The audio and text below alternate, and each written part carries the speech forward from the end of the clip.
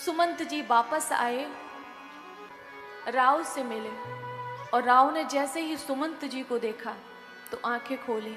उनको लगा कि राम वापस आए होंगे। सुनत लखन सिय राम संदेशु, तृण जिम तनो पर हरहि नरेशु। तृण जिम तनो परे हरहि नरेशु। राम राम कह राम सनेही, राम राम कह राम सनेही। पुनि कह राम लखन बैदेही।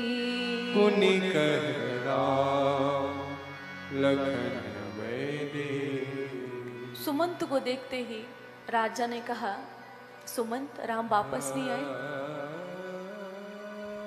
मेरी बधू सिया वापस नहीं आई, मेरा बेटा लक्ष्मण वापस नहीं आया। सुमंत जी ने कहा कि राव, मैंने बहुत कोशिश किया राम को वापस लाने का, लेकिन वो वापस नहीं आए। कहाँ कहाँ विश्राम किया, कहाँ कहाँ रुके, वो सब बता रहे हैं। बोले, राव, लखन भैया ने कुछ कटु वचन कहे आपके लिए, किंतु राम जी ने मना कर दिया कि पिताजी को मत बताना, उनको पीड़ा होगी। किंतु आप मेरे स्वामी हैं, आपकी आज्ञा हो तो मैं बताऊं। राजा दशरथ कहते, नहीं सुमंत, नहीं, वो मेरा बेटा है, लखन मेरा बेटा है, वो मेरे लिए क्या बोल सकता है ये मैं भली भांति जानता हूं। लेकिन ये तुमने कह के कि लखन ने कटु वचन बोले हैं, ये कहकर तुमने मेरा मरना आसान कर दिया। अब मुझे ये लगता है कि राम को कोई मेरे से भी ज्यादा चाहता है। राम के साथ कोई सच्चा सेवक है, उसने अपने पिता अर्थात मेरे लिए बोला है तो किसी के साथ कुछ भी कर सकता है। ये जान के मुझे खुशी हुई, विषाद नहीं हुआ, खुशी हुई। इसलिए तुम राम की सौगंध को मत तोड़ो, वो बात मुझे मत बताओ।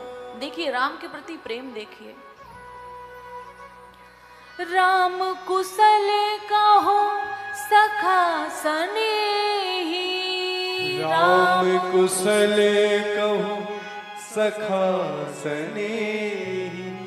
कहाँ रघुनाथ लखन बैदेही। कह रघुनाथ लखन बैदेही।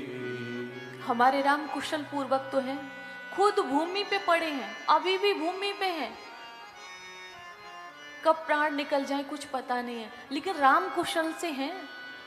भोजन किया, जल पिया, रात्रि में विश्राम किया, अपने पिता अर्थात मुझे याद तो नहीं किया। सुमंत जी, और बताओ राम के विषय में। सुमंत जी उन्हें बताने लगे तो राजा दशरथ कहते हैं कि मेरे जीवन का सबसे बड़ा एक ही दुख है। वो क्या है? राव सुनाई दीन बनवासु, सुन मन भयो न हरस हरासु।